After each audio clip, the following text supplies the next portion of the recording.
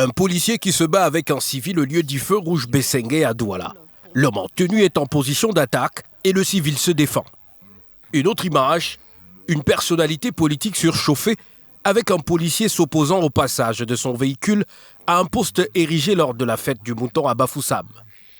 Des clichés sont légion sur les réseaux sociaux. Mais comment comprendre cet état de choses entre civils et hommes en tenue? Il peut arriver que la relation de confiance, à savoir ma sécurité, est garantie par l'instance qui est censée assumer de manière loyale, parce que c'est sa responsabilité, cette sécurité. Mais si j'ai l'impression que ça n'est pas garanti, il y a un mouvement de révolte. C'est un peu comme un enfant qui reçoit dans la bouche la nourriture de sa grand-mère et il est tellement confiant, le rythme est très confortable et peut-être la grand-mère est intéressée par autre chose à un autre moment.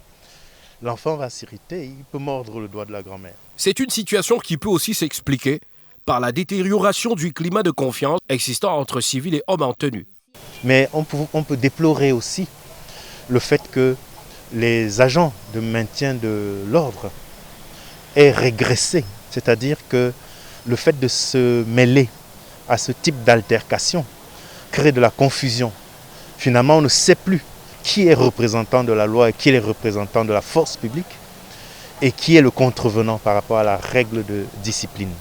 Les opinions sont partagées entre ceux qui condamnent la violence faite aux hommes en tenue et ceux qui soutiennent les civils dans leurs actes considérés comme fruits de l'exaspération des populations face aux abus des forces de défense et de sécurité. Mais il faut calmer le jeu en restant responsable dans les deux camps.